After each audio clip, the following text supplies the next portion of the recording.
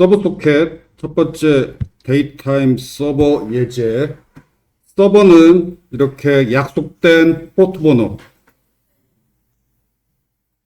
번호가 미리 약속되어 있어야 해요. 그래서 이 경우는 13번. 13번 포트 번호로 이 부분이 바인딩을 하고, 바인딩 다음에 이제 그 클라이언트의 연결을 기다려야죠. 그 클라이언트의 연결을 기다리는 걸 리스닝을 해요. 이 accept라는 메소드가 리스닝을 시작하는 메소드예요. 이 약속된 포트 번호에서 리스닝을 시작을 해요. 이 accept 메소드를 호출하면. 그렇게 기다리고 있다가 리스닝 하고 있다가 클라이언트가 드디어 연결을 시도하면 연결이 맺어지죠. 연결이 맺어지자마자 이 accept 메소드는 리턴을 해요. 그 연결된 소켓 객체를 리턴을 해요. 연결되었다는 뜻이에요. 그럼 만약에 연결이 안 되면 계속 이 accept 메소드에서 대기하고 있어요. 즉 리스닝을 계속해요. 연결될 때까지 계속 리스닝 하다가 연결되자마자 소켓 객체를 리턴을 하는 거죠. 그리고 이 하얀색 부분은 뭔가 작업을 하고, 그 다음에 작업이 끝나면 지금 하늘색, 하얀색, 다시 하늘색, 이 코드가 뭔가 연결돼서 작업을 하는 거야. 작업이 끝나면 여기 연두색 부분, 무한 루프죠? 연두색 부분은 무한 루프예요. 다시 올라가서 무한 루프니까 다시 위로 올라가서 다시 accept를 호출하죠. 즉 다시 리스닝을 하는 거죠. 리스닝 하면서 기다리다가 연결되자마자 소켓 객체를 리턴을 하고, 리턴된 소켓 객체 가지고 무언가 작업을 하고, 작업이 끝나면 다시 또 올라가서 다시 accept 메소드, 즉 다시 리스닝하고, 리스닝 연결 작업, 다시 또 리스닝 연결 작업, 이걸 무한히 반복해요. 강제 종료시키기 전까지. 작업은 뭐냐? 데이터를 보내고 받는 게 작업이죠. 자, 데이터를 보내려면은 socket.get outstream. 아웃스트림에다가 데이터를 출력을 하면 그게 보내는 거예요. 그 다음에 여기에는 코드가 없지만 데이터를 받으려면 socket.get inputstream. 인풋스트림에서 데이터를 읽으면 그게 받는 거야. 그래서 데이터를 보내고 받는 건 인풋스트림, 아웃스트림으로 아웃스트림으로 데이터를 보내고 인풋스트림으로 데이터를 받고 하면 되니까 인풋스트림, 아웃스트림 사용 방법은 우리가 이미 배웠죠. 자, 여기를 보면 new date 해서 데이트 객체를 하나 생성을 하죠. 그 다음에 아웃풋 스트림에다가 그 데이트 객체의 값을 now라는 변수에 들어있는 데이트 객체 값을 toString 문자열로 변환해서 toString 메소드 문자열로 변환해서 아웃풋 스트림에 출력을 하고, 줄바꿈 문자도 출력을 하고, 마지막으로 플러시라는 메소드는 혹시 버퍼에 뭔가 남아 있다면 그것을 다 출력해라. 아, 참, 여기 아웃이 아웃풋 스트림이 아니구나. get output stream 한 다음에 output stream writer 했으니까 이거 writer죠. writer 객체예요. 혹시 출력할 문자열에 한글이 들어있을 수도 있으니까 이것처럼 writer 객체를 이용하는 게 안전하죠. 한글이 있어도 한글이 깨지지 않으니까.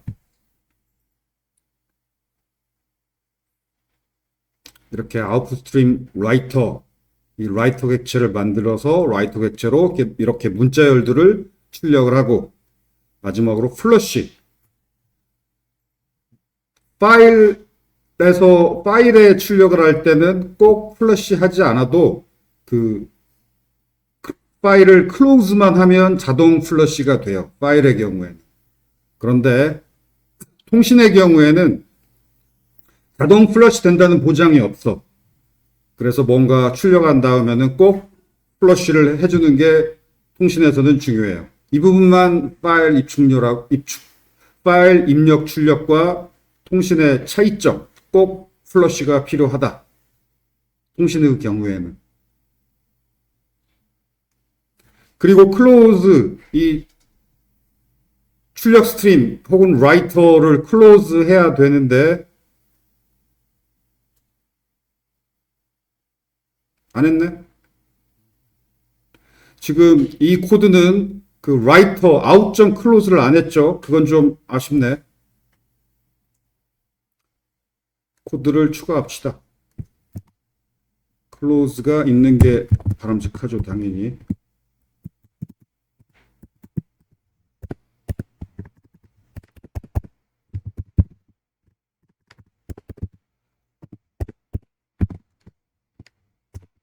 플러시 한 다음에 클로즈 하는 게 안전해요. 이 경우는 안 해도 되긴 해. 왜 안 해도 큰 문제는 아니냐면 이 소켓이 클로즈가 되죠. 소켓 클로즈가 훨씬 더 중요해요. 그렇지만 이 출력 스트림 혹은 라이터죠. 아웃은 라이터도 클로즈 하는 게 뭐 안 할 이유가 별로 없죠.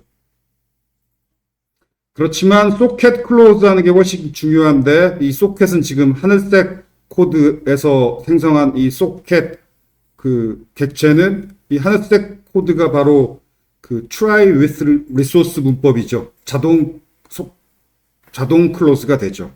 try with resource 문법. 소켓 객체를 클로즈 하는 게 가장 중요하고 그 소켓 객체에서 get outstream으로 꺼낸 outstream 또 outstream을 또 outstream writer로 writer 객체를 만들었죠. 이 writer 이 외곽에 있는 writer 객체를 클로즈 하는 게 그 다음으로 뭐 중요하기까지는 않고 바람직한데 클로즈 해주는 게 바람직하죠.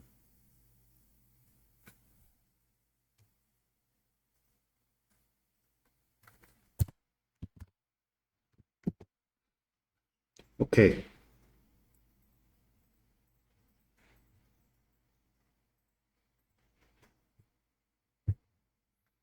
지금 말로 설명한 내용이 강의 노트에도 적혀 있어요. 읽어보기 바라고.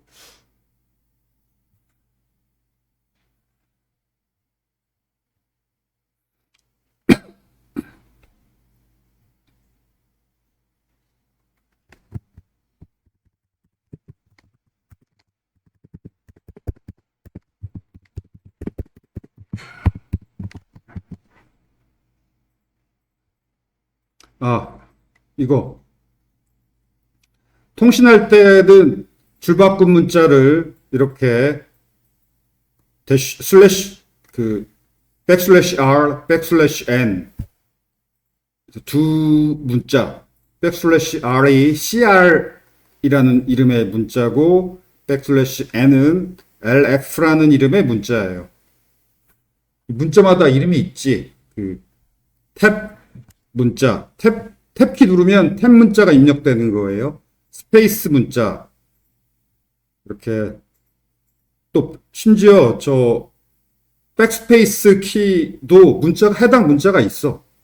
백스페이스 키가 아마 백스페이스 문자 아스키 코드가 8번일 거야. 내 기억에. 8번 아니면 9번인데 둘 중에 하나예요. 아무튼 그런 백스페이스 문자도 있고 탭 문자도 있고 스페이스 문자도 있는 것처럼 줄바꿈 문자의 이름이 유닉스 줄바꿈 문자의 이름은 LF고 아스키 코드 10번이에요. 그 다음에 이 CR도 윈도우즈에서는 CR, LF 이 두 문자가 한 쌍으로 윈도우즈에서 줄바꿈 문자인데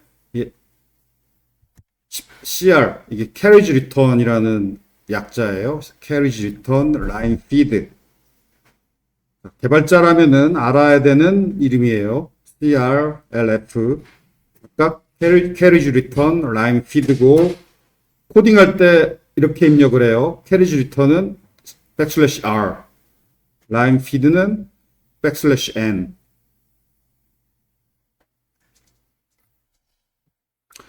인터넷 통신에서 주로 사용하는 줄바꿈 문자는 CRLF예요. 인터넷 통신할 때는.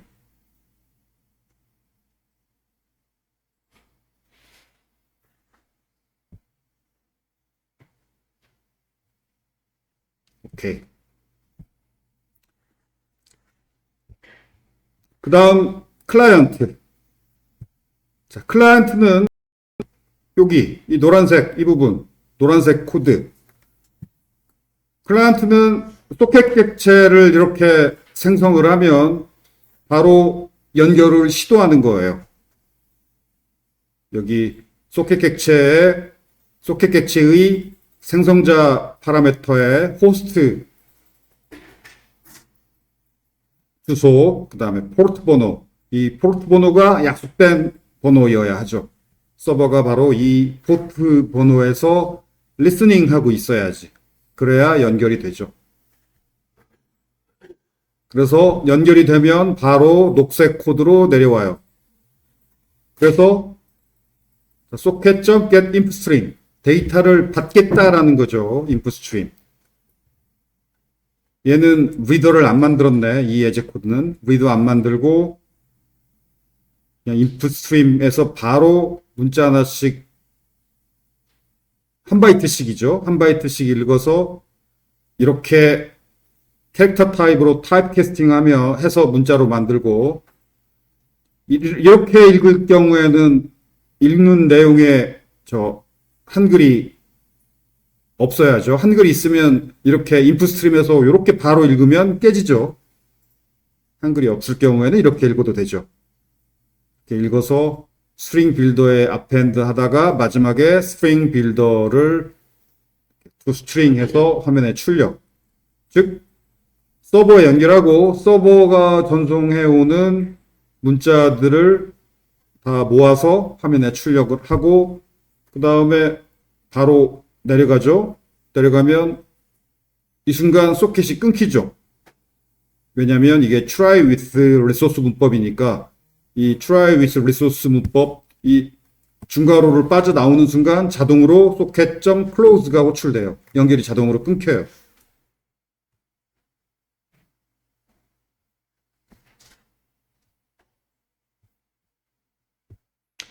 자, 실행해 보세요. 실행 방법 여기 이클립스에서는 이런 식으로 실행하는 것이 적절한 것 같고,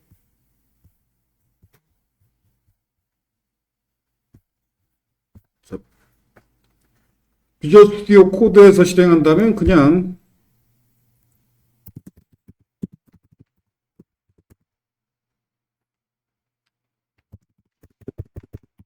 자바 17인가 자바 21부터는 컴파일 안 하고 이렇게 커맨드 라인에서 자바하고 소스 코드 파일 이름 입력해서 바로 실행할 수 있어요. 이렇게 데이타임 서버 1.자바 자바 한 칸 떼고 데이타임 서버 1.자바 이렇게 하면 바로 실행이 돼요. 지금 실행 시작한 거야. 지금 다음 변경 프롬프트가 안 나오고 있죠. 그 이유는 서버가 지금 리스닝 하고 있으니까 대기 상태예요. 리스닝. 터미널을 하나 더 열어서 다른 쪽 터미널에서 클라이언트를 실행하면 되죠.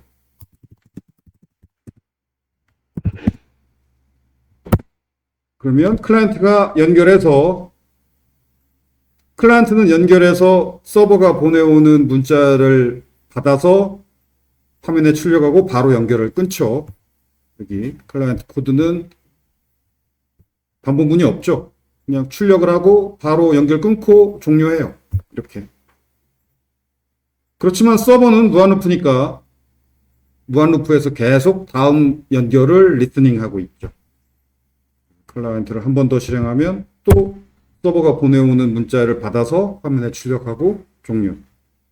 그리고 여기에 비록 클라이언트는 인풋 스트림에서 한 바이트씩 한 바이트씩 읽어가지고 바로 출력을 했지만 한글이 보다시피 한글이 안 들어있으니까 깨지지 않았죠.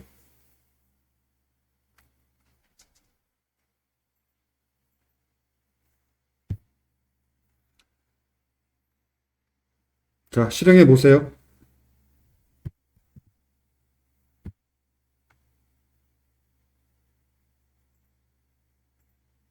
실행해 보고 이 코드가 잘 이해되는 학생은 서버에서 뭐 한글 메시지도 한번 클라이언트한테 보내보세요. 그러면 클라이언트 한글은 깨질 거예요. 그러면 클라이언트가 안 깨지게 하려면 클라이언트가 이제 리더, 인풋스트림 리더로 읽어야겠죠. 코드가 잘 이해되는 학생은 그렇게 한번 한글 보내고 받고도 해보세요.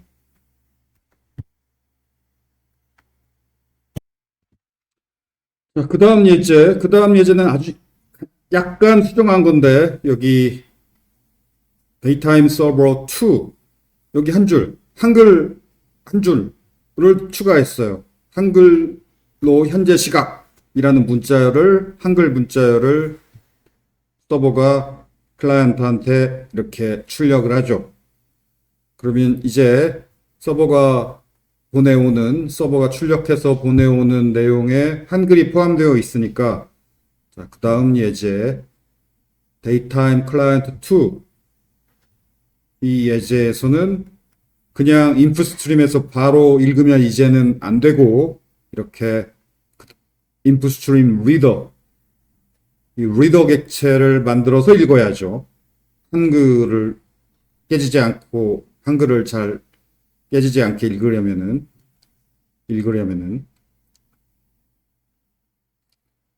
그래서 이렇게 한 캐릭터씩 읽어서 출력을 하면 이제 한글이 깨지지 않죠. 뭐 간단하죠. 오케이. 내 생각에는 별로 어려울 게 없고. 자, 연습 문제. 그 다음 페이지 연습 문제. 여러분이 지금까지 구현시험 봤던 거, 지금까지 구현시험 보면서는 파일에 출력을 했었죠. 자, 이제 파일에 출력하는 게 아니고, 다음 구현시험 예상 문제는 뻔해요. 서버와 클라이언트가 연결되면, 이제 서버가 클라이언트한테 출력할 수도 있고, 또 거꾸로, 클라이언트가 서버에 출력할 수도 있고, 아니면 둘 다 출력할 수도 있고, 서로 보내고 받아야 되니까. 그렇게 서버가 보내고 클라이언트가 받기, 혹은 클라이언트가 보내고 서버가 받기, 혹은 먼저 서버가 보내고 클라이언트가 받은 다음에 그 다음에는 또 클라이언트가 보내서 서버가 받기, 뭐 이런 식으로 서로 보내고 받는 것을 이렇게 보내라, 뭐 저렇게 보내라, 이렇게 받아라, 저렇게 받아라, 뭐 이런 뻔한 예상 문제가 다음 구현시험 문제예요.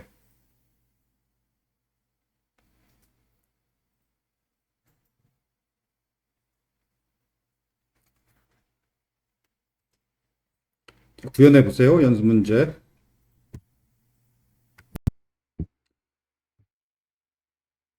자, 연습 문제를 구현해 봅시다.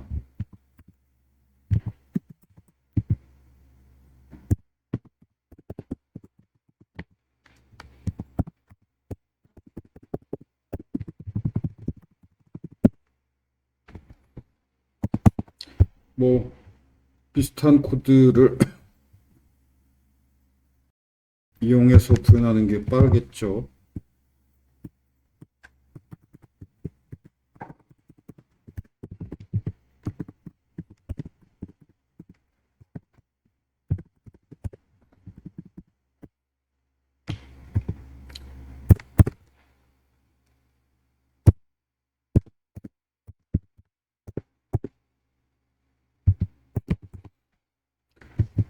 내가 예제로 사용하는 서버의 포트 번호는 몇만 번대로 하는 게 뭐 여러 가지로 바람직하고, 연결해서 날짜는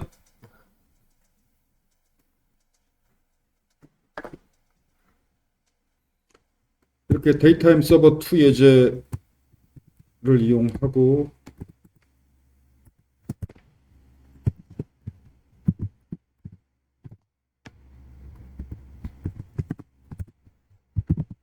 몇 번 보내라고 그랬지?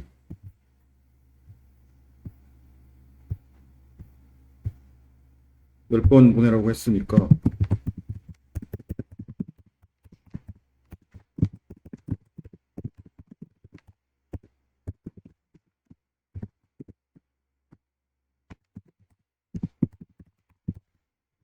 이거죠. 간단하지.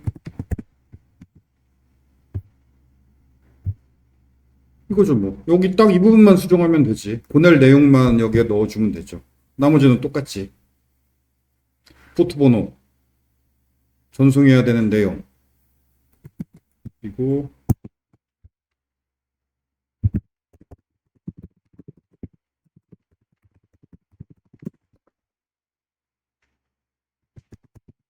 여기 뭐가 빨간색 어느 부분에 들어가 있나? 아, 패키지.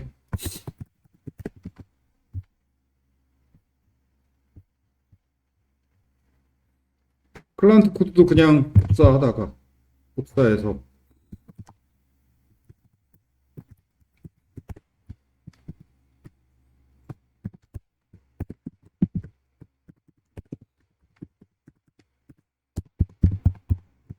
약속된 포트 번호를 사용해야 되겠고,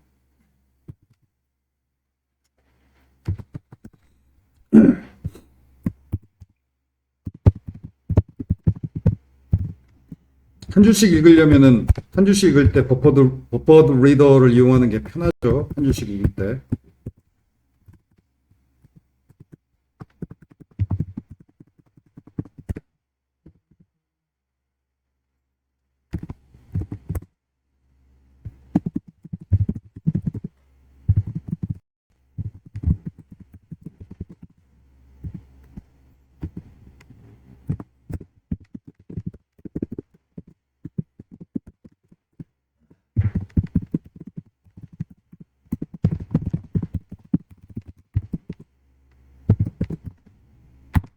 줄바꿈 문자가 이미 버퍼드 리드라인 메소드로 읽으면은 줄바꿈 문자가 제거되죠. 그래서 줄바꿈 문자가 제거되니까 프린트 ln 줄바꿈 문자 포함해서 다시 출력을 해야 되겠지.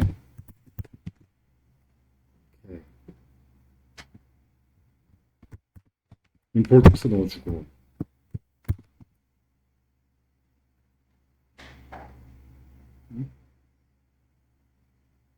뉴를 빼먹었구나.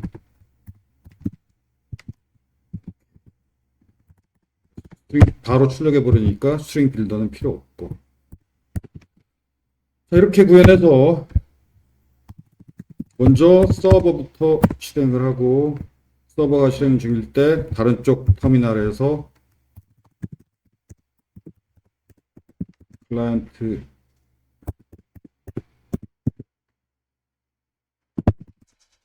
실행하면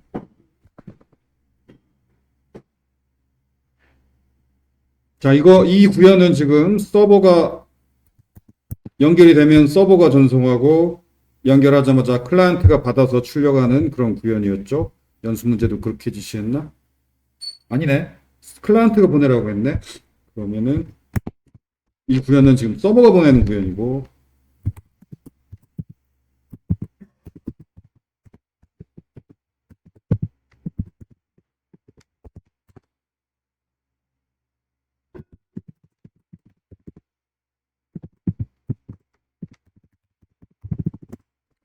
반대로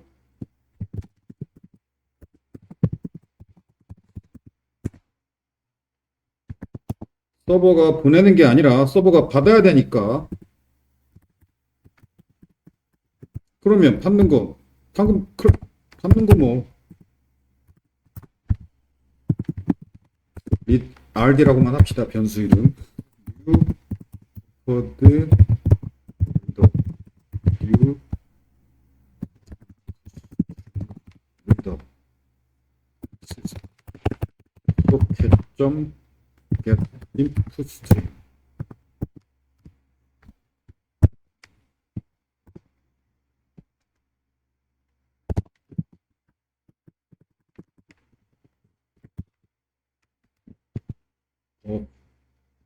view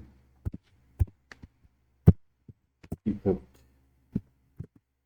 오케이.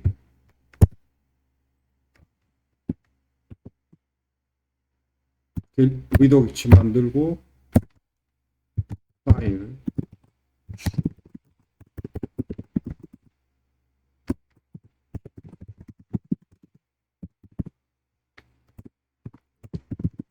S가 넣으면 다 끝난 거니까 break 나가고, 그렇지 않으면 읽은 거니까 이거면 되지. 오케이. 마찬가지로 ex client, 이건 이제 클라이언트가 출력을 한다면, 보낸다면은 이제 버퍼 리더가 아니라 보내야 되니까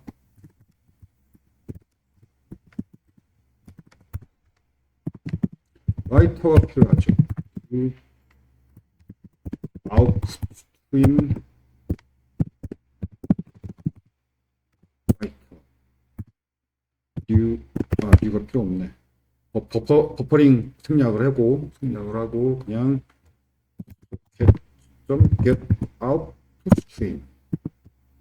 오케이. 10번 출력을 하고 있으니까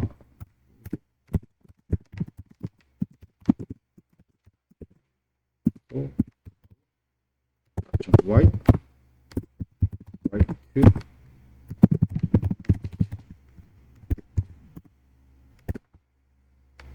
줄바꿈 문자까지. 그래야 한 줄씩 한 줄씩 있는 식으로 구현했으니까. 이거는 플러시. 통신할 때는 파일 출력과 달리 통신할 때는 출력한 다음에 플러시를 해주는 게 매우 바람직하고, 클로즈도 해주는 게 바람직하고, 그 다음에 socket.close는 try with resource 문법이니까 저절로 close가 되고, 서버도 close가 안 했네. 서버도 close 하지. 그다음에 역시 서버도 이 소켓은 try with resource 문법이니까 저절로 socket.close는 자동이고.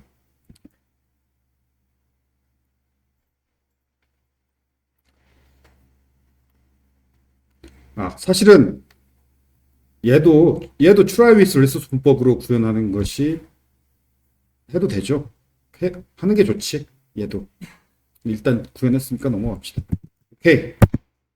자, 자바 ex server 2.java 서버가 지금 기다리고 있고,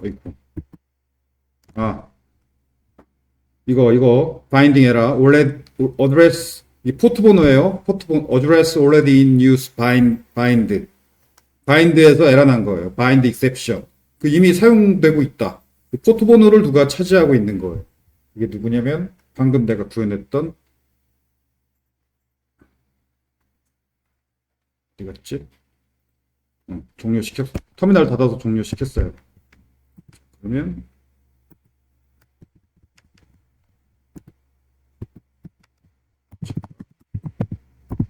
그러니까 그 EX 서버 1이 돌아가고 있었어.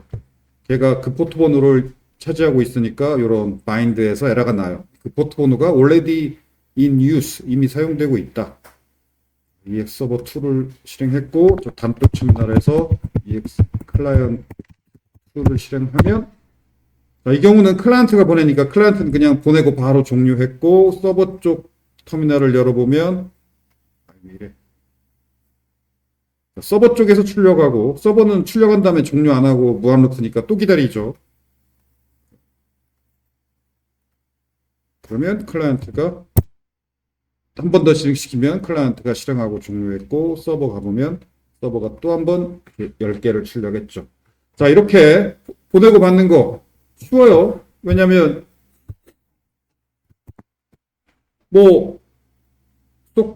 이렇게 소켓 객체에서 get input stream 또는 socket.get input stream, socket.get output stream 해가지고 input stream 객체, output stream 객체를 얻은 다음에 input stream 객체에서 읽고 output stream 객체에서 쓰면 되니까 서버가 보내든 클라이언트가 보내든 쓰면 돼 서로.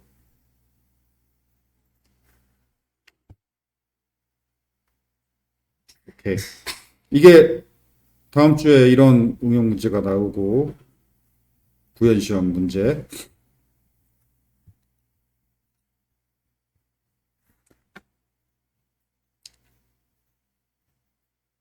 자, 그 다음. 이렇게 방금 예제처럼 문자열 보내는 구현이 가장 흔해요. 그리고 문자열이 아니라 지금 이건 자바 객체를 보내는 건데, 문자열이랑 객체는 좀 당연히 다르죠. 그러니까 문자를 보낸다는 건 여기 데이타임 서버 2를 보면 여기서 보낸 건 데이트 객체를 만들어서 데이트 객체를 스트링으로 문자열로 변환해서 보냈어요. 이렇게 내가 보내고 싶은 값을 문자열로 변환해서 보내기. 이게 흔해요. 인터넷 통신에서. 그런데 문자열로 변환하지 않고 내가 보낼 데이터 객체를 문자열로 변환하지 않고 보내는 방법도 있어요. 이 경우에는 문자열이 아니고 그 객체를 바이트 배열로 변환해서 보내는 거예요. 문자열이 아니고 바이트 배열로. 그런데 이 방법은 흔하지 않아요. 왜 흔하지 않냐면 클라이언트하고 서버를 어떤 언어로 구현하든, 예를 들어 C로 구현할 수도 있고 자바로 구현할 수도 있고 뭐 파이썬으로 구현할 수도 있고 어떤 언어로 구현하든 문자를 읽는 건 똑같아. 그래서 문자열로 보내고 받는 식으로 통신을 하면 뭐 클라이언트나 서버나 어떤 언어로만 구현해야 된다라는 제약이 없어요. 왜냐하면 문자를 보내고 문자를 읽는 것은 어떤 언어든 문자열을 다루는 건 똑같으니까. 문자열은 문자열이니까. 그런데 객체를 바이트 배열로 변환해서 보내는 것은 지금 이건 데이트, 날짜 객체죠. 자바 날짜 객체를 바이트 배열로 변환했을 때 C 날짜 객체, C에서 날짜를 바이트 배열로 변환했을 때 그 언어마다 달라요. 바이트 배열의 내용은. 그래서 데이터를 저렇게 바이트 배열로 변환해서 보내는 방법은 언어를 마음대로 이 언어 저 언어 쓰기가 약간 불편해. 그래서 좀 문자열로 데이터를 보내는 것보다는 좀 덜 사용하는, 인터넷에서 덜 사용하는 방법이에요. 그래서 인터넷에서는 데이터를 보낼 때 클라이언트하고 서버하고 JSON 포맷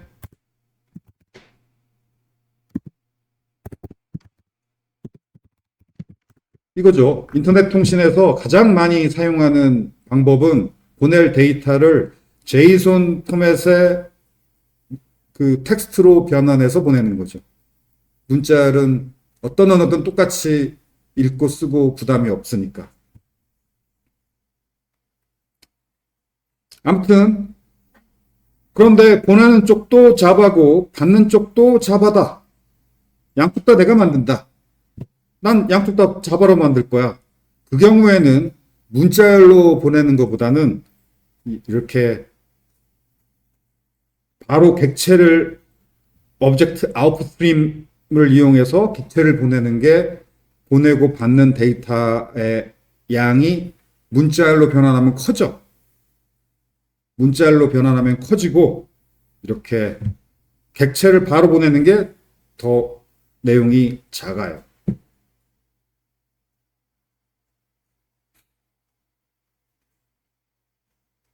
그래서 양쪽 다 자바일 경우는 이렇게 오브젝트 아웃풋 스트림, 오브젝트 인풋 스트림을 이용해서 자바 객체를 바로 이렇게 보낼 수 있어요.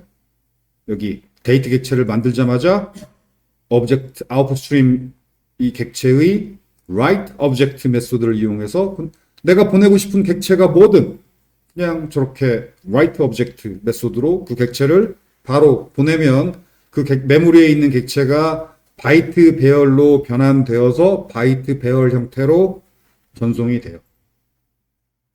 그런데 바이트 배열로 전송할 수 있으려면은 그 객체, 그 클래스가 serializable interface를 implement 해야 돼요. 그래서 자바 라이브러리에 있는 객체들은 데이터에 해당하는 객체들은 거의 대부분 시리얼라이즈 인터페이스를 임플리멘트 했어요. 데이터에 해당하는 객체, 예를 들어 스트링, 뭐 데이트, 뭐 이런 것들.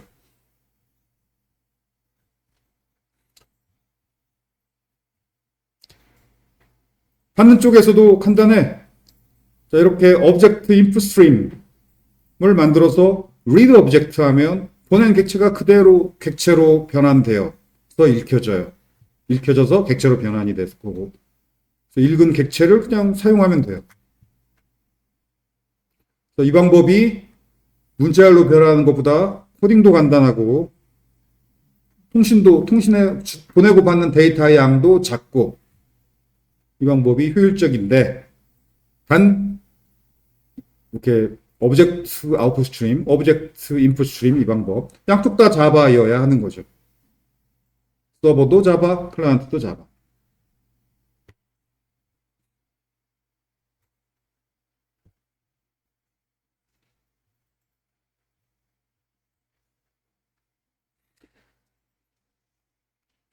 자, 내가 보낼 데이터를 이렇게 클래스로 정의.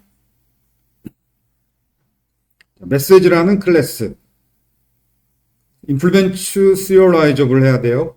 통신에서 보내고 받고 하려면 implement serializable 그 다음에 요 노란색 이게 이 객체의 버전 번호야. 버전이 이 버전. 그래서 이 클래스 구조를 업그레이드 수정할 때마다 이 버전 번호를 1, 2, 3, 4 수정해야 돼요.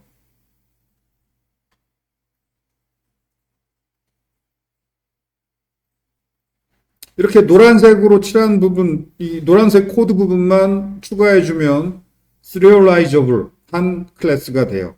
serializable 하다. 이 말은 그 객체를 바이트 배열로 변환할 수 있다라는 말이에요.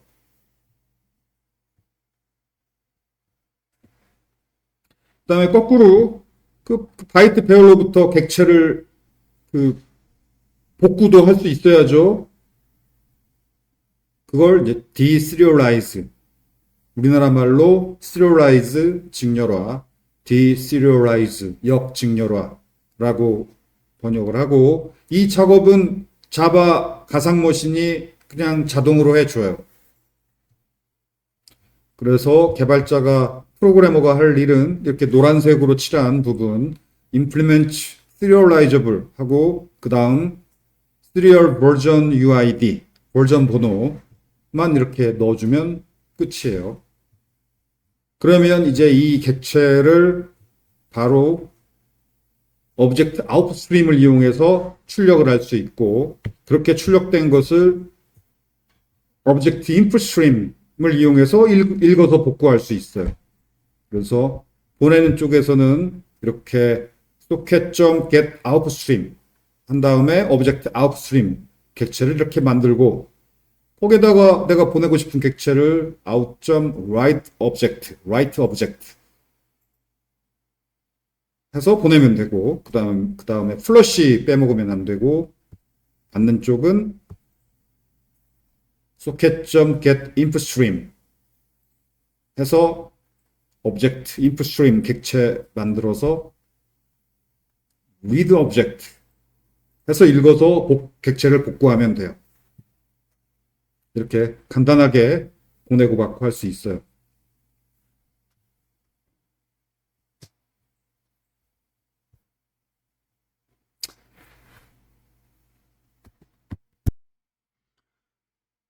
먼저 스턴트 클래스를 이렇게 구현하라고 했으니까 이 구현부터 먼저 해야겠죠?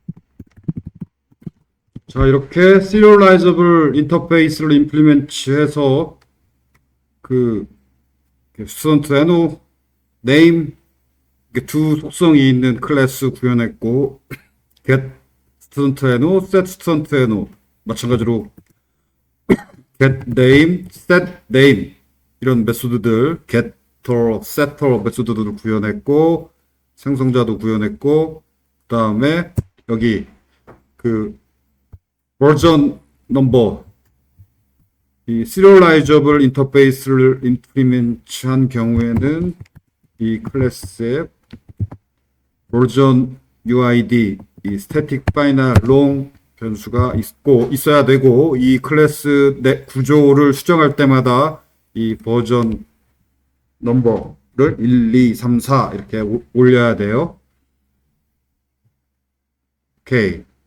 그 다음에 연수 문제에서 서버에서는 채워서 전송하라고 했으니까 클라이언트가 연결되면 클라이언트한테 스튜던트 NO 객체를 전송하라고 했으니까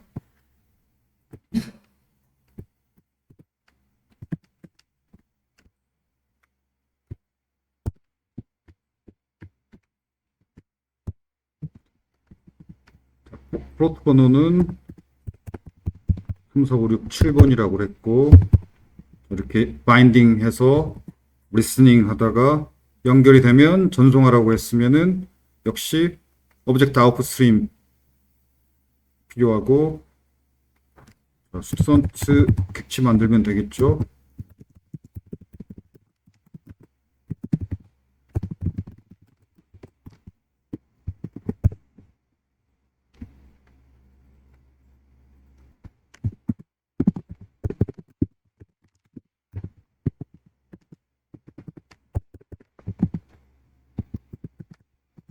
이렇게 스튜던트 객체 만들어서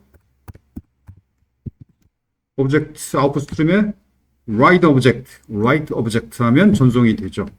플러시하고 이 예제는 얘도 try with resource 문법을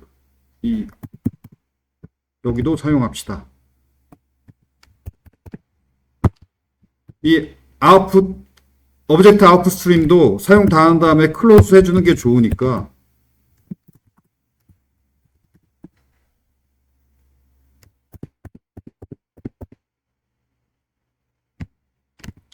자 이렇게 소켓 객체 만드는 것뿐만이 아니라 아웃 객체 오브젝트 아웃풋 스트림 만드는 부분도 이 try 다음에 이 괄호 부분에 구현만 해주면은 이 try with resource 문법이죠. 그래서 이 블락을 빠져나갈 때 저절로 close가 호출이 되죠. 이 괄호 안에 구현된 객체들의 close 메소드가 호출되죠. 소켓 객체의 close 메소드를 반드시 호출해야 되는 것은 매우 중요하고 그래서 이 강의 예제도 그렇게 구현했었죠. 그 다음으로 이 out 객체, in 객체, reader, writer의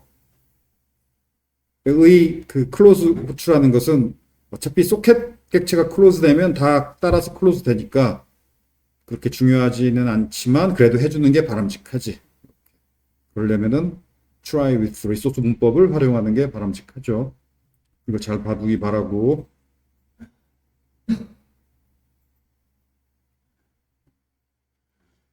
오케이. 사용하지 않는 import는 제거하고 그 다음에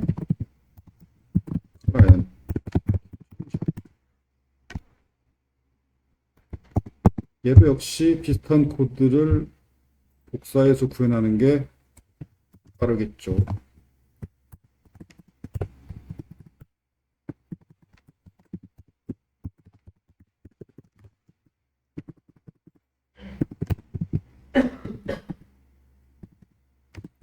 포트 번호는 13번이 아니고 4, 5, 6, 7번이고 서버가 보낸 게 스튜던트 객체니까 스튜던트 객체를 받아서 스튜던트 객체 폰하고 이름하고 출력하면 되죠. 뭐 어려울 게 하나도 없죠. 그 다음에 얘도 마찬가지로 이렇게 하면은 이 소켓 객체는 try with resource 문법 괄호 안에서 만들었기 때문에 저절로 클로즈 메소드가 호출되지만 이 인 객체는 바깥이라서 저절로 클로즈 메소드가 호출이 되는 게 아니죠. 그래서 얘도 괄호 안에 넣어주면 이렇게 이 괄호 안에서 생성한 객체는 저절로 클로즈가 돼요. 그게 바람직하죠. 자, 됐고 실행. 서버를 먼저 실행하고 에러다. cannot find symbol. 못 찾겠다고? 스턴트 만들었잖아.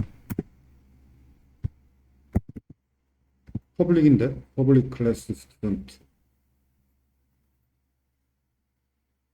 임포트 해줘야 되나? 패키지 없어서 그냥 패키지 없으면 그냥 클래스 이름만 적으면 되나? 이건 한 번도 안 해봤는데. 그렇지, 안 되지. 패키지가 있어야 임포트가 되는데. 그렇지.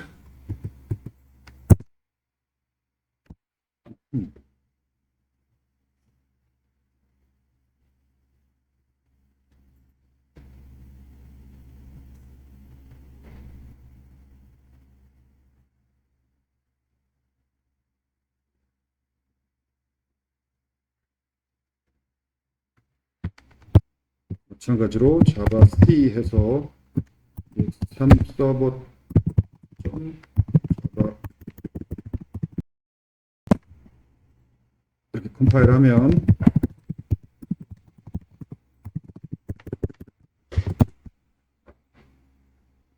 자 스턴트.자바도 컴파일을 했고 ex3 서버.자바도 컴파일했고 컴파일 명령은 자바 C예요.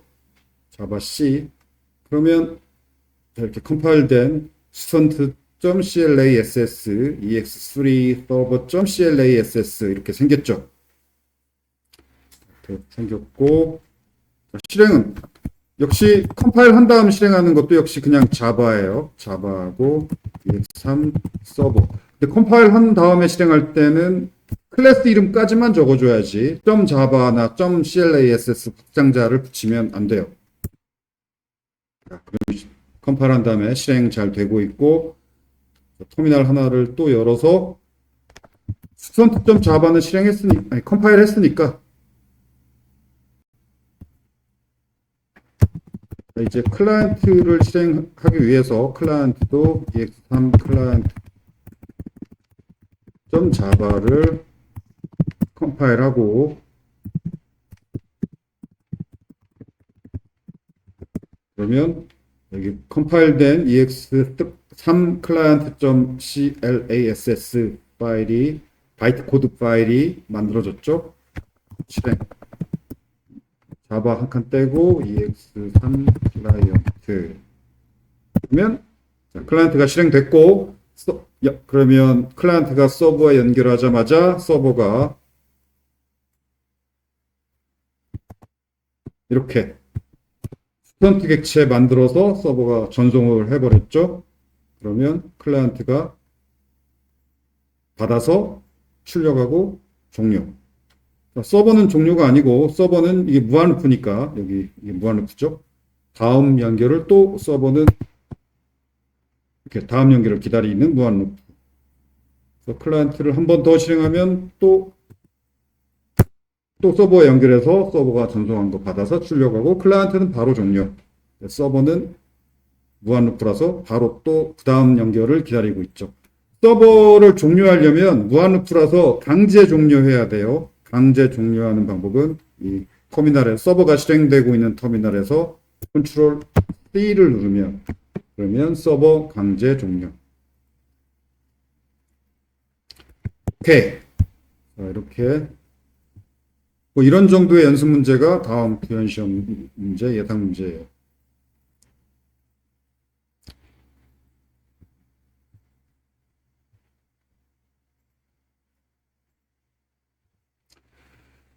그 다음 연결되기 Q.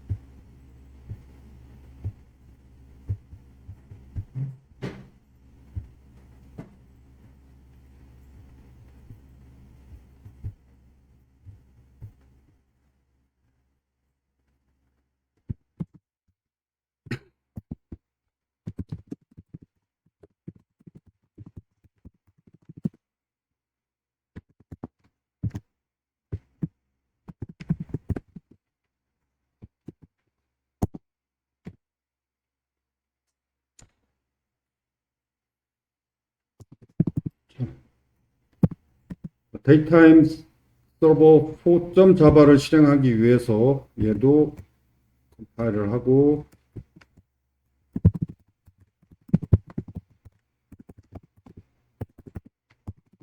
그다음에 데이타임 서버 4가 사용하는 message.java도 아이고 실행이 아니고 컴파일 자바 C 컴파일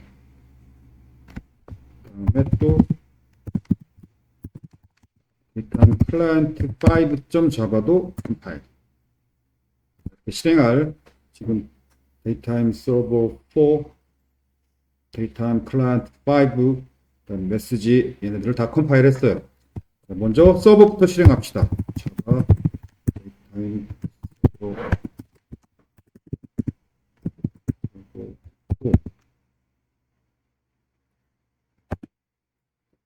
컴파일하고 실행할 때는 .java 안 붙이고 클래스 이름만 입력해서 실행. 그럼 이 터미널에서 지금 데이타임 서버 4가 무한 루프로 지금 계속 실행을 하고 있고 자, 다른 터미널을 열어서 여기서 클라이언트를 실행합시다. 데이타임 클라이언트 5를 실행을 하면 어떻게 되냐면 이렇게 에러가 막 나요. Connection refused. 그런데 데이타임 클라이언트 4는 데이타임 클라이언트 4 이거 아까 실행하는 걸 내가 생략을 했죠. 얘를 실행해 봅시다. 데이타임 클라이언트 4.java는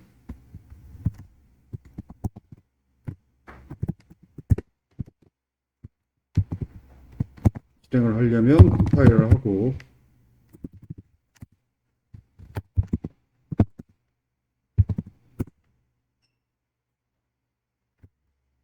참 컴파일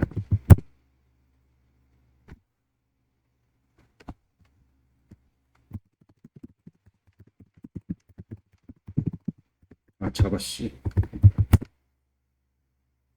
응?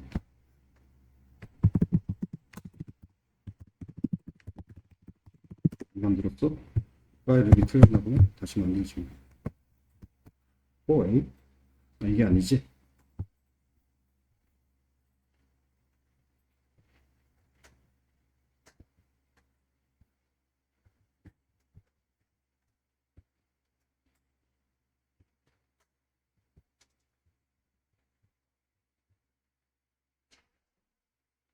아, 3이구나.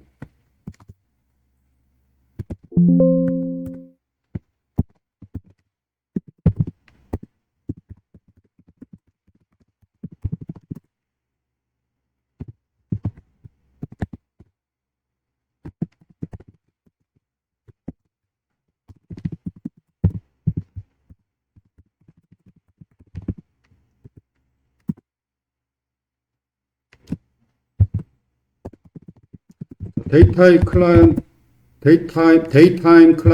3은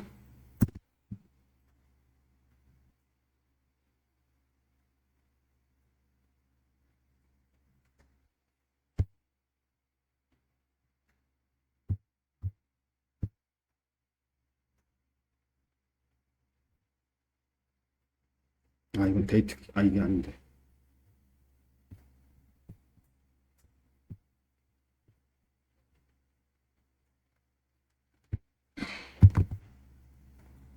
삼이 아니고 4A.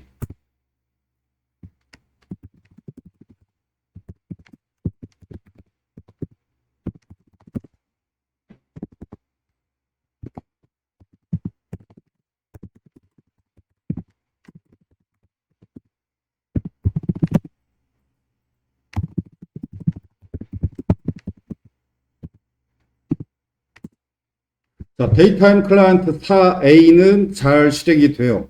자, 다시 지금 내가 여러 가지 실수를 많이 해서 좀 버벅였는데 지금 실행되고 있는 서버는 데이타임 서버 4예요. 무한루프로 계속 클라이언트의 연결을 기다리고 있으면서 연결이 되면 이 메시지 객체를 만들어서 클라이언트한테 하나 전송하고 연결을 끊어요. 왜 끊냐면 이게 이렇게 만들어진 소켓 객체는 이 try with resource 블럭을 빠져나올 때 저절로 클로즈가 되죠. 클로즈가 된다는 건 연결이 끊긴다는 얘기예요. 그런데 여기 이렇게 전송하고 나서 바로 그 다음 줄로 내려오니까 메시지 객체를 하나 전송하고 바로 연결을 끊고 그 다음 연결을 또 기다려요. 여기 위로 올라가서 여기로 올라가서. 자, 그런 구조고 서버는. 그 다음에 데이타임 클라이언트 4A 얘는 저렇게 실행되고 있는 서버에 연결을 해서 서버가 전송한 메시지 객체를 받아서 화면에 출력하고 그냥 종료. 그래서 실행을 해보면 클라이언트를 실행하자마자 서버가 전송한 메시지 객체를 받아서 화면에 이렇게 출력을 하고 종료.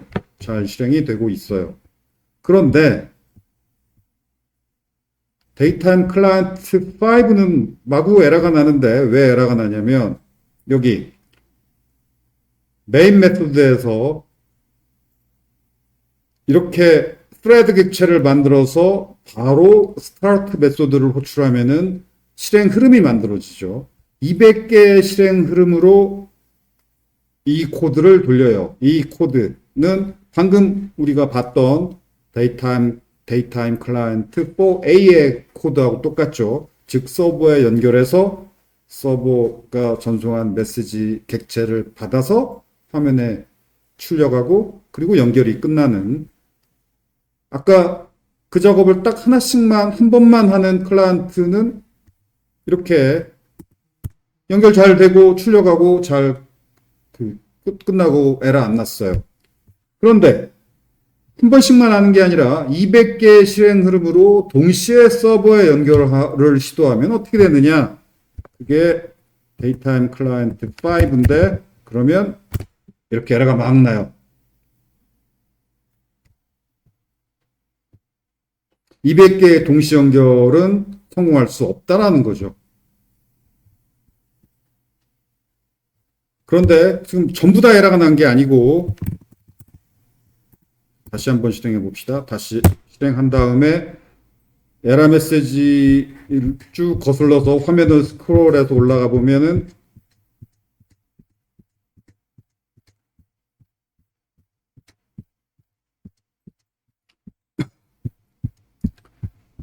상당히 많이 에러가 났고,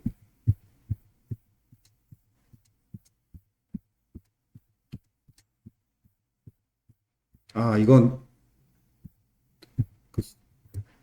이 터미널은 출력된 내용을 몇 개 보관하지 않기 때문에 지금 잘려놨구나.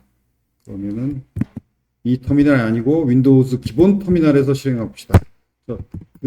우리가 소스 코드를 만들고 있는 그 디렉토리에 들어가서 윈도우즈 명령 프롬프트 창을 열어서 여기서도 당연히 이것도 터미널이죠. 여기서 실행해도 돼요. 자바 define 5 이렇게 컴파일을 했으니까 그냥 이렇게 클래스 이름만 컴파일을 한 경우에는 클래스 이름만 입력해서 바로 실행할 수 있어요. 실행을 하면 에러가 붕 났고, 자, 거슬러 올라가 봅시다. 터미널을 거슬러서 올라가 보면 오케이. 여기 연결 성공하고 그 서버가 보내온 메시지 출력하는 그런 코드도 그런 출력도 있죠. 몇 개는 연결 성공했고 몇 개는 연결 실패했고, 이렇게 출력된 건 연결 실패한 거고, 연결 실패한 게 몇 개 보이고, 다시 스크롤에 내려가 보면 연결 성공한 거, 안녕하세요라고 출력되는 부분은 연결 성공한 거예요. 그래서 연결 성공했고 서버가 보내온 메시지 받아서 출력한 거예요. 대충 몇 개 성공했냐면 하나, 둘, 셋, 넷, 다섯, 여섯, 일곱, 여덟, 아홉, 열, 열하나, 열둘, 열세, 열네, 열다섯, 열여섯, 열일곱, 열여덟, 열아홉, 스물, 스물하나, 스물둘, 이제 스물네, 스물다섯, 스물여섯, 스물일곱, 스물여섯, 스물아홉, 서른,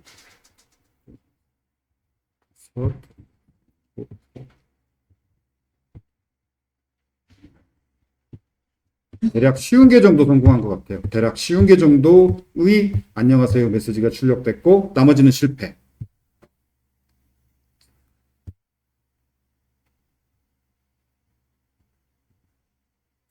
이때도 이게 한 2, 3년 전에 만든 강의 노트인데 이때도 쉬운 게 맞네. 이때도 쉬운 게 정도는 정상적으로 저렇게 출력이 됐고, 23년도에 2년 전에 만들었구나. 딱 2년 전에 만든 강의 노트인데 그때도 쉬운 게 정도 연결은 성공했고 나머지 150개는 연결 실패해서 이렇게 에러가 출력됐어요. Connection refused. 커넥션 안 됐다는 얘기지. 연결 안 됐다는 에러. 왜 그러느냐? 저렇게 클라이언트가 서버에 저렇게 갑자기 어마어마한 숫자, 200개면 어마어마하지도 않아. 200개의 연결 요청이 동시에 서버에 쇄도하면 그 200개의 연결이 또 50개 정도만 성공하고 나머지 150개는 거절된다. Connection refused. 거절된다는 얘기죠. 클라이언트 소켓이 서버 포트에 연결을 시도하면 그 연결을 시도하자마자 그 연결 요청한 그 클라이언트 소켓은 그 서버의 그 소켓 대기 큐에 접수가 돼요.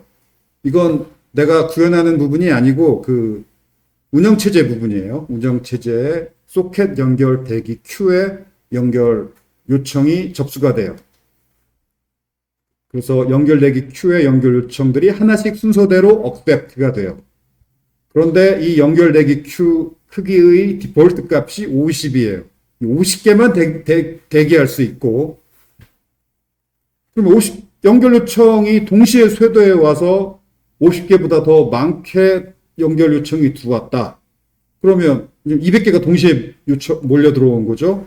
그런 경우 클라이언트 연결 요청은 즉시 거절돼요. 일단 연결 대기 큐에 접수된 연결 요청은 accept 될 때까지 그 대기 큐에서 대기하게 돼요. 이 대기 타임아웃은 좀 길어요. 이건 몇십 초 정도. 몇십 초 안에 처리만 되면은 에러 없이 처리가 돼요. 그런데 지금 갑자기 200개의 연결 요청이 쇄도해 오니까 50개만 대기 큐에 들어가고, 대기 큐에 들어간 거야. 대기 큐에서 순서대로 accept 돼요. 하나씩. 그리고 나머지 150개는 즉시 거절된 거예요. 즉 연결 대기 큐에 접수되지도 않으면 저렇게 즉시 연결 요청이 거절되는 수도 있다라는 거지. 타임아웃까지 가지도 않고 저렇게 즉시 거절될 수도 있어요. 어떤 한순간에 연결 요청이 마구 쇄도하면. 그래서 가끔 뭐 크리스마스 때나 가끔 뭐 지진 같은 거 났을 때 카카오 뭐 서버가 뭐 연결 요청이 쇄도해서 카카오 서버가 뭐 어떻게 됐네 뭐 이런 뉴스가 나오잖아. 그렇게 어마어마한 연결 요청이 어마어마한 수가 쇄도에 들어오면 서버가 다 감당할 수 있는 게 아니에요. 이렇게 여러 가지 그 단계의 그 제한 숫자가 있어요.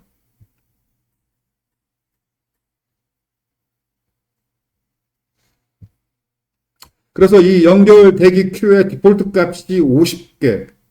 작죠? 디폴트 값이. 그걸 디폴트 값이 그런 거고 내가 바꿀 수 있어요.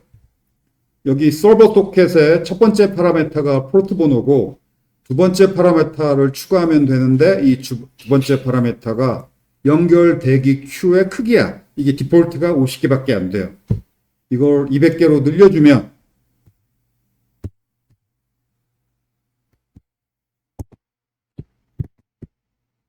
지금 서버가 데이타임 서버 4가 실행 중인 것을 컨트롤 C 눌러서 서버 실행을 종료하고 네, 수정합시다. 데이타임 서버 4.java를 열어서 여기 서버 소켓의 두 번째 파라미터에다가 숫자를 주면 돼. 200이라고. 그러면 연결대기 Q의 크기가 200이다. 라는 설정이죠. 그리고 다시 컴파일.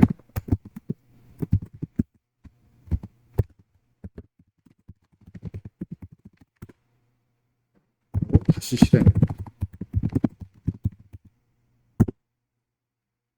자, 데이타임 서버 4가 이제는 연결대기 큐 크기 200짜리 서버가 실행 중이에요. 자, 그러면 두 번째 터미널을 열어서 두 번째 터미널에서 다시 데이타임 클라이언트 5 200개 연결을 동시에 거의 200개의 실행 흐름으로 연결 요청을 200개를 거의 동시에 실행하는 데이타임 클라이언트 5를 실행을 하면 아까와는 달리 에러 안 나고 200개가 다 연결 성공해서 안녕하세요라는 메시지가 이렇게 200개가 출력이 되죠. 하나도 에러 없이 다 저렇게 연결 대기 큐에 들어가서 하나씩 억셉트 돼서 처리가 된 거죠. 자, 이렇게 대규모 서버를 구현하려면 대규모 통신 서버, 뭐 내가 온라인 게임 서버 개발자인데 뭐 동시 접속자 숫자가 어마어마하다. 그러면 이것저것 이거 연결대기 큐 크기 말고도 이것저것 서버에서 통신 관련 어떤 디폴트 값, 뭐 이 디폴트 값 이건 뭐 20개, 이건 뭐 50, 이건 뭐 100 이런 디폴트 값들이 있는데 이런 값들을 조정을 해야 돼요. 그래서 대규모 그 통신 서버를 구현하려면 거의 운영체제 수준에서 이것저것 만져야 돼요. 그렇지 않고는 뭐 이렇게 동시에 뭐 지금 우리는 동시에 겨우 200개의 연결 요청이 왔는데도 이런 문제가 생겼잖아. 근데 뭐 몇천 개, 몇만 개의 동시 연결 요청이 온다. 이런 서버를 개발할 때는 아주 운영체제 수준에서의 이것저것 그 기본 값들을 설정해 가면서 개발을 해야 돼요.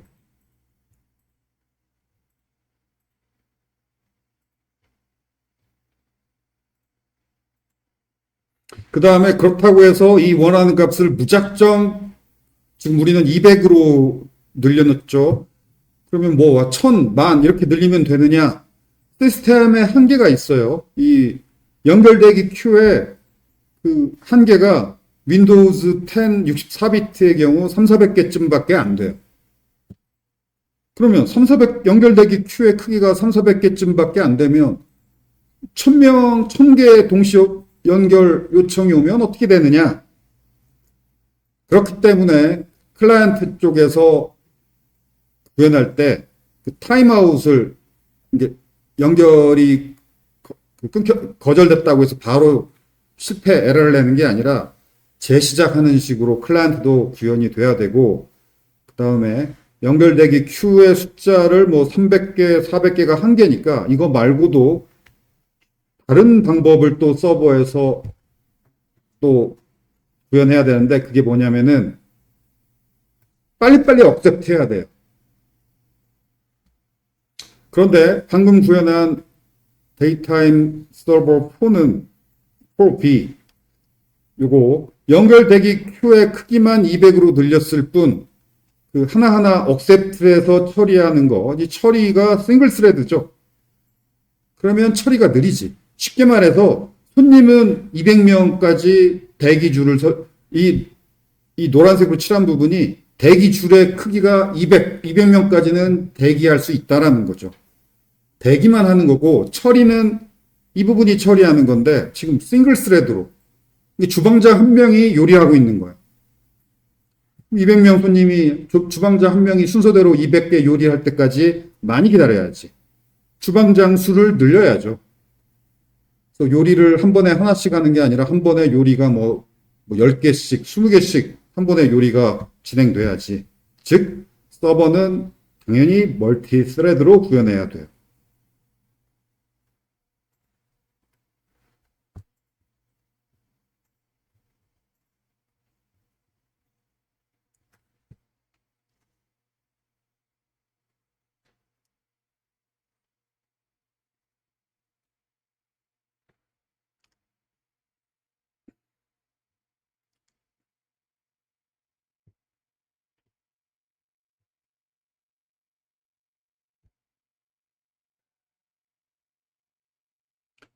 자, 이걸 넣어봅시다. 여기 서버 소켓에 여기 백 로그, 이게 연결되기 큐의 크기인데, 이게 200으로 늘렸더니, 아까 200개 동시 연결 요청이 잘 처리가 됐었죠. 그 다음에, 이게 싱글 스레드고, 만약에 이 작업이, 이건 겨우 객체 하나 만들어서 전송하는 작업이라서 정말 금방 끝나지만, 뭐, DB에서 뭔가 조회해야 되는 작업이다. DB에서 뭔가 조회해서 조회 결과를 전송해야 되는 작업이라면은 DB에서 조회하는 시간이 꽤 걸리지. 예를 들어 한 DB에서 조회해서 전송하기까지 0.1초 걸리는 작업이다. 그래서 0.1초 걸리는 작업을 흉내내기 위해서 여기에 슬립, thread.sleep 여기서 그 잠시 100m초, 즉 0.1초 여기서 대기했다가 그 다음 줄로 넘어가라 라는 일부러 0.1초 그 잠시 대기하게, 즉 0.1초 정도 걸리는 작업을 흉내내려고 슬립 100m초를 넣었어요. 그러면 200개의 작업을 100m초씩 싱글 스레드가 200개의 작업을 각각 100m초씩 실행해야 되니까 총 2만 밀리초가 걸리겠죠. 2만 밀리초, 즉 20초. 총 20초가 걸려요.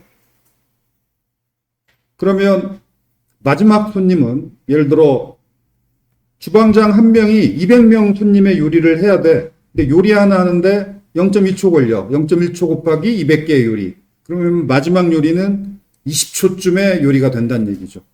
그러면 마지막 200명 대기 손님 중에 마지막 손님은 20초 후에 자기 요리를 받겠지. 그게 타임아웃, 20초면 타임아웃 에러가 발생할 수도 있는 거죠.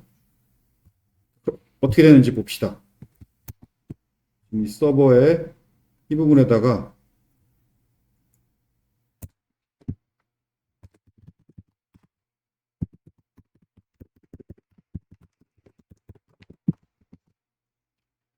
thread.sleep 100m초를 넣었어요. 그리고 서버를 다시 종료하고 컨트롤 C 눌러서 다시 종료하고 서버 다시 컴파일하고 다시 실행. 자, 다음 터미널을 열어서 200개 연결 요청을 동시에 시도하는 데이타임 클라이언트 5를 실행하면, 자, 이제 0.1초씩 하나씩 처리되는 게 눈에 보이죠. 0.1초씩. 억셉트는 다 됐는데 200개가 대기 큐에는 다 들어갔는데 하나씩 억셉트 돼서 처리되기까지 0.1초에 하나씩 처리가 되니까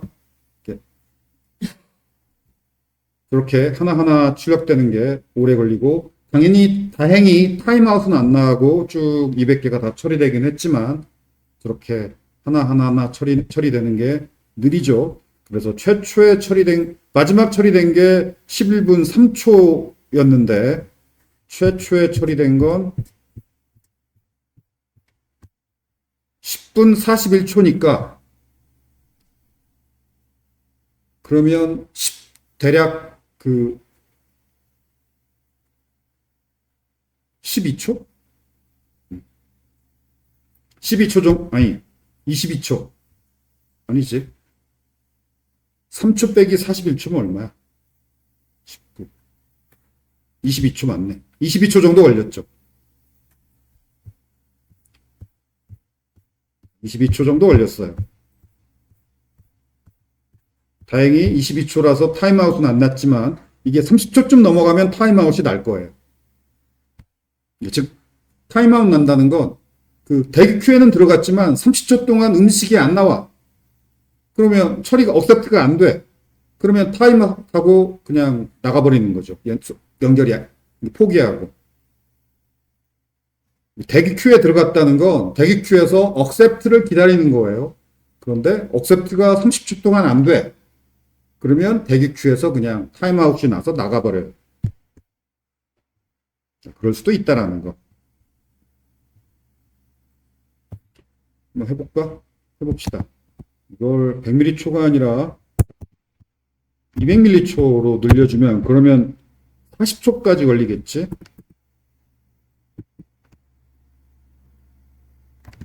서버 종료하고 컴파일하고 실행.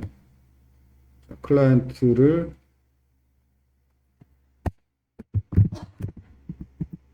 실행하면 200ml초마다 하나씩 처리되니까 아까보다 확연히 느리죠.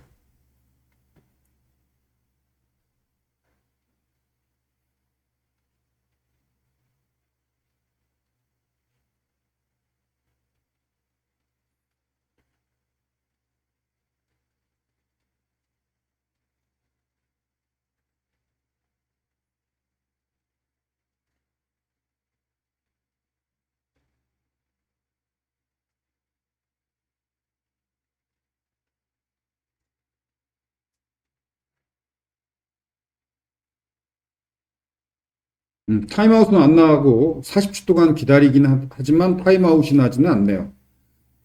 오케이. 그래서 저렇게 대기 큐의 크기만 늘려주는 게 아니라 서버의 작업은 당연히 멀티 스레드로 구현해서 마치 음식점이라면은 주방장 여러 명이 손님의 요리를 동시에 요리를 한 10개씩 20개씩 해야 손님들이 갑자기 많이 몰려와도 오래 기다리지 않고 즉시 처리가 되죠. 그래서 서버는 이렇게 당연히 멀티 스레드로 구현해야 돼요. 데이타임 서버 of A.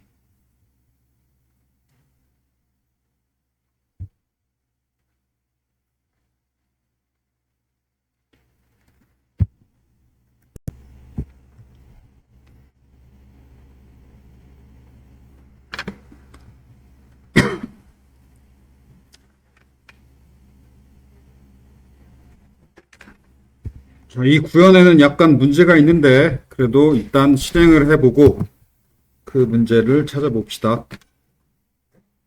데이타임 서버 OA.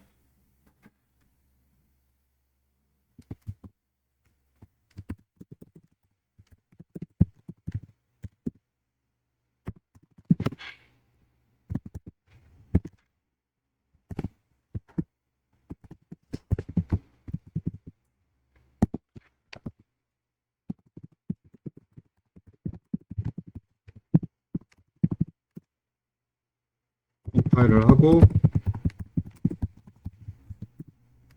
데이타임 서버 OA 서버를 실행을 하고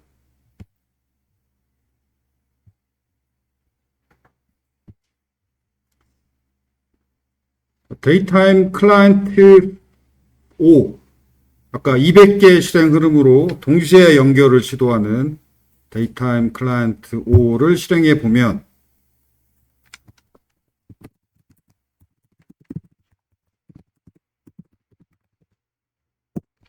이렇게 에러가 막 발생해요.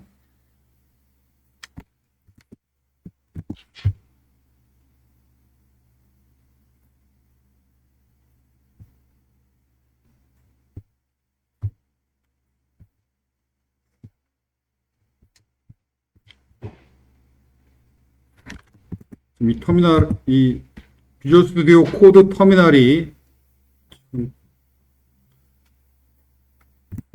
출력이 다 지금 보관이 안 되고 좀 잘리니까 윈도우즈 기본 터미널에서 명령 프롬프트 쉘에서 다시 실행해 봅시다. 실행을 하면 걔가 쭉 발생했고 쭉 거슬러 올라가 보면 EOF exception이죠.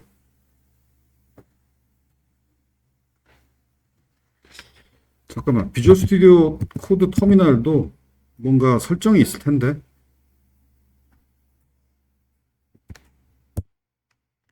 터미널.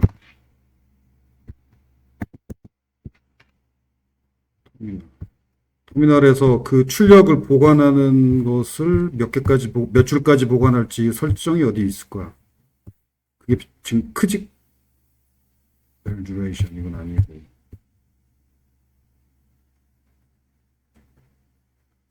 인공지능한테 물어보자. 비주얼 스튜디오 코드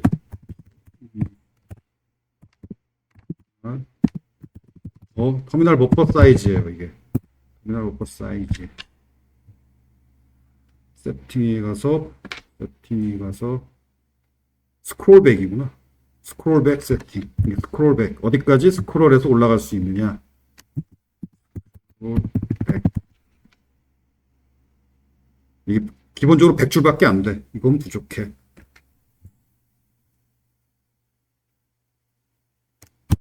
5000.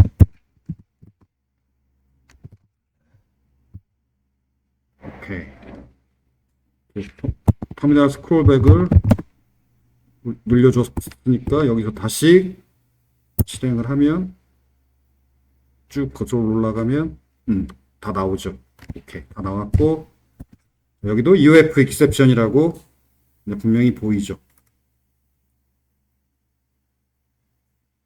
EOF exception이 발생해요. 연결이 끝났다는 얘기예요. EOF가 이거 개발자라면 알아야 되는 아주 흔한 용어예요. EOF. EOF가 end of file이라고 옛날에 파일 처리 많이 할 때부터 정해진 그 약자인데 EOF, end of file. 그런데 그 이후로 이제 파일 처리가 아니더라도 입력, 출력 처리할 때 입력, 출력 처리의 끝이다를 그 옛날부터 사용하던 EOF라는 그 용어를 계속 사용해요. EOF. 그러니까 입력과 출력의 끝, 특히 입력의 끝. end of file, EOF 기억하기 바라고. EOF exception이 발생했다는 얘기는 뭔가 끝에 도달한 거예요. 보통은 출력할 때 끝은 거의 없지. 뭔가 읽고 있는데 갑자기 입력이 끝났다. 연결이 끊겼다는 것보다는 연결이 끊겼을 수도 있어요.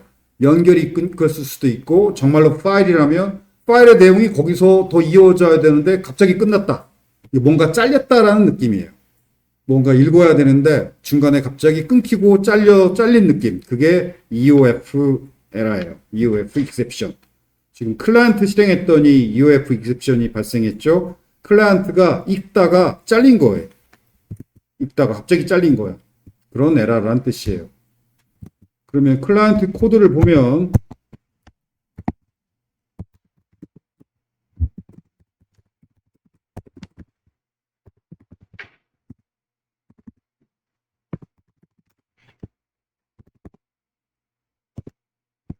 클라이언트가 뭘 읽냐면 이거죠.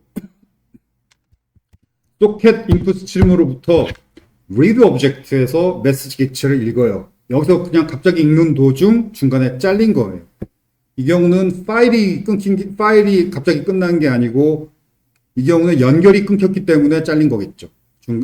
읽는 것이 실패한 거예요. 메시지 객체를 하나를 다 못 읽고 갑자기 EOF 중간에 잘린 거예요. 그게 EOF exception이에요.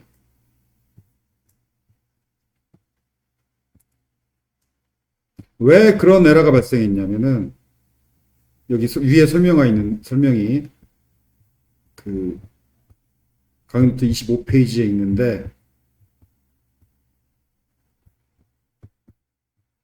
25페이지에 try with resource 문법으로 구현한 이 코드가 이제는 문제가 생겼어요. 뭐냐면은 어떻게 코드가 멀티 스레드로 바뀌면서 코드가 어떻게 바뀌었냐면은 이 부분 accept가 되면 연결이 되면 그 소켓 객체가 리턴된다고 그랬죠. 그 소켓 객체 가지고 이제 뭔가 보내고 받고 작업을 해야 되는데 그 작업을 멀티 스레드로 실행하기 위해서 이렇게 런어블을 임플리멘트해서 여기에 run 메소드로 이렇게 구현했어요. 그리고 이 소켓을 이용해서 보내고 받고 해야죠. 이걸 생성자 파라메터로 넘겨주면 생성자 파라메터로 받아서 socket.get output stream. 그래서 아웃 객체 만든 다음에 여기에다가 이렇게 출력을 하고 플러시하고 코드가 일로 왔어요. 그런데 문제의 원인, 버그는 지금 여기가 아니고 이렇게 소켓 객체를 만든 다음에 여기로 이렇게 생성자 파라메터로 넘겼어요. 그래서 thread 객체를 만든 다음에 thread.start. 자, 이 부분이 문제야. 이게 아까하고 달리 아까는 멀티 스레드가 아닐 때는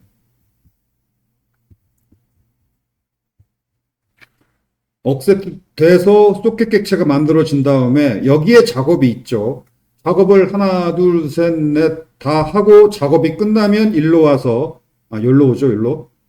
플러시까지 끝나면 그 아랫줄로 내려와서 이 아랫줄에 도착하면은 이 부분이 try with resource 문법이니까 이 괄호 안에 만들었던 이 소켓 객체의 close 메소드가 자동으로 호출돼서 연결이 close 돼요. 그런데 싱글 스레드고 작업을 하나, 둘, 셋, 네 줄 다 실행을 마친 다음에 그 다음 줄로 내려와서 연결이 close 되죠.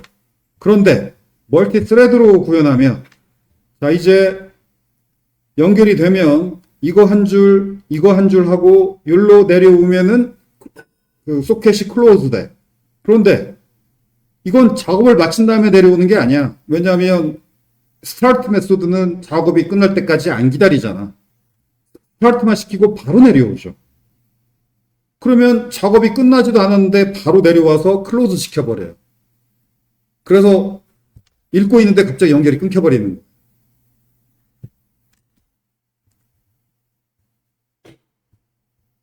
자, 이 부분을 이해했다면 그럼 해결책은 이 부분 멀티 스레드로 구현할 때는 이제 이 소켓을 클로즈하는 것을 작업이 끝난 다음에 클로즈해야 되니까 try with resource 문법으로 구현하면 안 되지.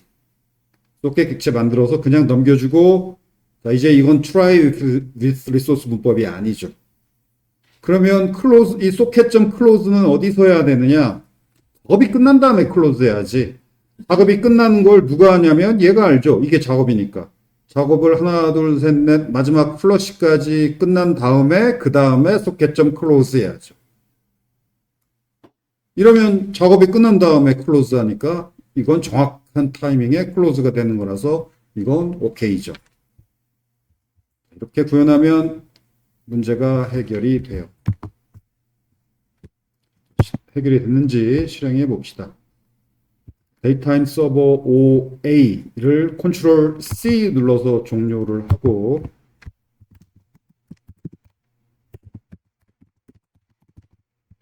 데이타임 서버 OP 자바를 만들고 그 다음에 위에 패키지 10 이건 지워버리고 컴파일 자바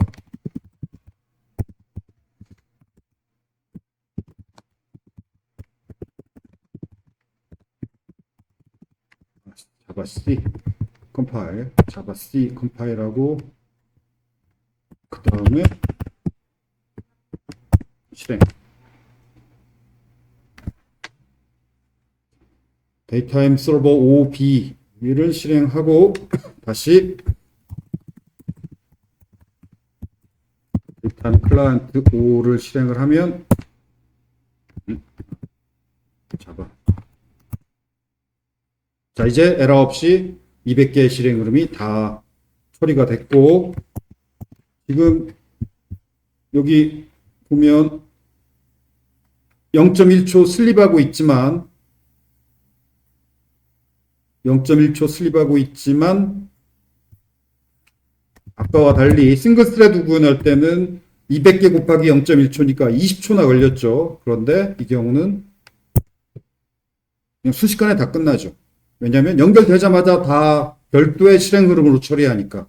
즉 200개 연결됐으면 200개의 실행 흐름으로 처리하고 하나당 0.1초니까 0.1초씩 200개가 동시에 실행되는 거예요. 그러니까 0.1초 만에 그냥 다 끝나지. 왜 서버가 멀티 스레드여야 되는지가 잘 드러나고, 그 다음에 이건 지금 거의 통신 계산, 서버가 계산하는 거 거의 없고, 거의 서버가 하는 작업은 이렇게 미미해요. 객체 하나 만들어서 출력하는 정도 작업이면 CPU가 하는 일은 거의 없어. 그냥 거의 통신 위주 작업이에요. 이렇게 통신 위주 작업일 때는 앞에서 잠깐 소개한 버추얼 스레드가 매우 효과적이죠. 버추얼 스레드 실행 흐름은 뭐 몇천 개, 몇만 개 만들어도 서버에 별 부담이 아니에요. 단, 그 버추얼 스레드로 구현해야 되는 작업은 거의 대부분 이렇게 IO 위주 작업이고 CPU 계산이 거의 없어야 되고 메모리도 크게 차지하는 작업이 아니어야 돼요. 근데 지금 딱 그렇지. IO 위주 작업이고 뭐 겨우 메시지 객체 하나 만드는데 이 정도 간단한 작업은 버추얼 스레드로 구현하면 동시에 몇천 개, 몇만 개가 처리될 수 있어요.